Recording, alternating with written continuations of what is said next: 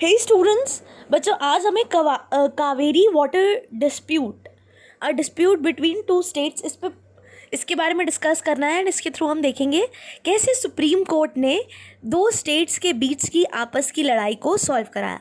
तो ये डिस्प्यूट है बच्चों काफ़ी टाइम पहले, मतलब जब कर्नाटका नहीं इस्टेब्लिश हुआ था, जब तमिलनाडु एक स्टेट नहीं था, तब क्या थी, प्रेसिडेंसीज हुआ करती थी। तब मैसूर था, कर्नाटका की जगह मैसूर प्रेसिडेंसी थी और तमिलनाडु की जगह मद्रास प्रेसिडेंसी थी। तो उस टाइम पे क्या हुआ था बच्चों, एक एग्रीमेंट हुआ था, ठीक है।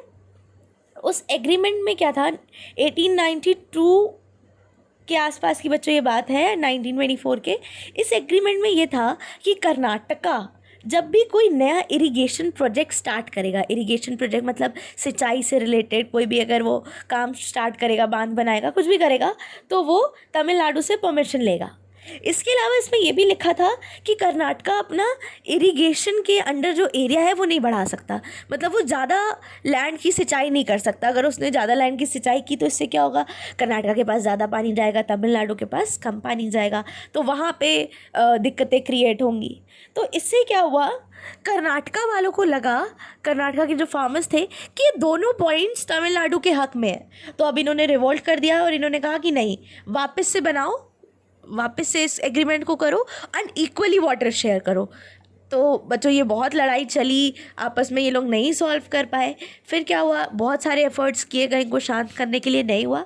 फिर तमिलनाडु के फार्मर्स ने, जिनका नाम है तंजवीर प्लेस के फार्मर्स ने एक ग्रुप बनाया, अपना फार्मर्स एसोसिएशन बनाया 1986 में।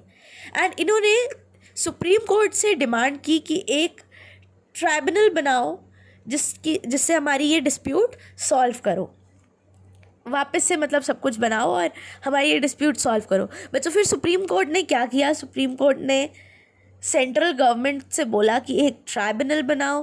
फिर उसमें कावेरी वाटर डिस्प्यूट ट्राइब्यूनल बना गया 1990 में बच्चों। इसके हिसाब से 2007, बच्चों सोच सकते हो आप कितना टाइम लगा इसमें, एक वर्डिक्ट दी गई जिसमें कहा गया कि तमिलनाडु को 419 billion cubic feet of water मिलेगा, कर्नाटका को 270 billion cubic feet of water मिलेगा एंड केरला एंड पुडुचेरी को 30 और 7 बिलियन। तो इस हिसाब से इन्होंने देखो कितनी मतलब टाइम लगाया एंड सुप्रीम कोर्ट ने बीच में आके एक डिस्प्यूट काफ़ी अच्छे से सॉल्व करी। इसके बाद बच्चों एडवाइजरी ज्यूरिडिक्शन, ठीक है। तो आप इसको रीडिंग कर सकते हो, सिंपल सी बात है, जो प्रेसिडेंट है वो सुप्रीम कोर्ट को एडवाइस दे सकता है कि इस लॉ को कंसिडर करो या किसी फैक्ट को जो पब्लिक इंटरेस्ट में हैंडल कर रहा हो, ये आपको सुप्रीम कोर्ट दे सकता है एडवाइस प्रेसिडेंट को। बट प्रेसिडेंट के ऊपर कोई भी बंदिश नहीं होती कि उसे फॉलो ही करनी है। इसके अलावा सुप्रीम कोर्ट सारी चीज़ें, रिकॉर्डिंग्स और जजमेंट्स, इन सबको रिकॉर्ड करके प्रिंट करता है, इसलिए उसे कोर्ट ऑफ रिकॉर्ड की तरह भी वो काम करता है, ठीक है। देन है judicial review. Judicial review supreme court का एक ऐसा पावर है जिसमें वो एग्जामिन करता है कि कोई लॉ जब पास हो गया उसकी वैलिडिटी को वो एग्जामिन करता है कि ये वैलिड है भी कि नहीं, बस लेटर्स में या ऑन पेपर ही तो नहीं पास हुआ है, कि इसको प्रैक्टिस भी किया जा रहा है कि नहीं, ठीक है। अगर कोई लॉ उसे सही नहीं लगेगा तो वो उसे हटा भी देगा। देन बच्चों नेक्स्ट बॉडी है हमारी हाई कोर्ट। हाई कोर्ट एक स्टेट की सबसे बड़ी जुडिशियल ऑर्गन होता है। पार्लियामेंट के पास ये पावर होती है कि वो किन्हीं दो स्टेट्स के बीच में कोई कॉमन हाई कोर्ट बना ले, जैसे पंजाब, हरियाणा और चंडीगढ़ का एक कॉमन हाई कोर्ट है। हाई कोर्ट की क्या कॉम्पोजिशन है बच्चों, हाई कोर्ट में एक चीफ जस्टिस होता है और दूसरे जजेस होते हैं, ठीक है। नंबर ऑफ जजेस स्टेट के अकॉर्डिंग डिसाइड किए जाते हैं, ज़्यादा पॉपुलर स्टेट है तो ज़्यादा जजेस, ठीक है, इसलिए स्टेट टू स्टेट ये वेरी करते हैं। अपॉइंटमेंट देखिए, अपॉइंटमेंट इसको chief justice of India, chief justice of high court को अपॉइंट करते हैं प्रेसिडेंट। साथ में जो चीफ जस्टिस ऑफ इंडिया होते हैं वो भी अपनी कंसल्टेंट्स देते हैं, इसमें एडवाइस देते हैं। एंड जिस स्टेट के लिए अपॉइंट किया जा रहा है उस स्टेट के, पर्टिकुलर स्टेट के गवर्नर भी इसमें अपनी एडवाइस देते हैं। इसके बाद जब हाई कोर्ट का चीफ जस्टिस अपॉइंट हो जाता है तो बाकी जजेस, प्रेसिडेंट, वहाँ का चीफ जस्टिस, इंडिया का चीफ जस्टिस, ठीक है, और गवर्नर सब मिलके अपॉइंट कर लेते हैं। इसके बाद बच्चों ये कुछ कोर्ट्स में ज्यूरिडिक्शन है एंड सीट है, ये भी आप नहीं लर्न करिए, हम लोग एक्सरसाइजेस सॉल्व करेंगे एंड उसमें देखिएगा अगर ये पूछे जाते हैं तब आप इसको सॉल्व कर सकते हैं, ठीक है। नेक्स्ट है एलिजिबिलिटी। क्या क्या एलिजिबिलिटी होनी चाहिए? इंडिया का पर्सन होना चाहिए, 10 ईयर्स एक्सपीरियंस होना चाहिए, हाई कोर्ट के वकील होने का, या ऐसे ही कोई 2 या उससे ज़्यादा कोर्ट्स सक्सेशन में, मतलब बीच में गैप नहीं होना चाहिए कि 2 साल किया फिर, ठीक है, समझ रहे हो।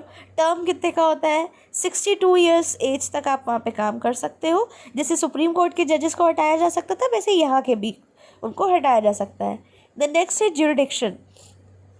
फंडामेंटल राइट से रिलेटेड ज्यूरिडिक्शन होते हैं, इलेक्शन पेटिशंस से related rules and election related जो भी डिस्प्यूट्स हो जाती हैं उससे रिलेटेड ज्यूरिडिक्शन दे सकता है। सिविल और क्रिमिनल दोनों में ये हियरिंग सुनता है। एंड जो भी इसके नीचे के जो सबॉर्डिनेट कोर्ट्स होते हैं, डिस्ट्रिक्ट लेवल कोर्ट्स, उनके जजमेंट को रिव्यू कर सकता है। इसके अलावा ये सारे सबॉर्डिनेट कोर्ट्स जो हाई कोर्ट के नीचे जितने भी कोर्ट्स होते हैं उनकी वर्किंग को सुपरवाइज करता है। क्लियर है। नेक्स्ट है एडवोकेट जनरल। एडवोकेट जनरल क्या होता है? ये हर स्टेट के गवर्नर के द्वारा अपॉइंट किया जाता है, ठीक है। He is required to advise the state government on legal issues and perform other legal duties. तो ये आपका एडवोकेट जनरल होता है। क्लियर है। आप एक बार रीडिंग कर लीजिएगा एंड देन हम लोग नेक्स्ट टर्न में इसके आगे रीड करेंगे।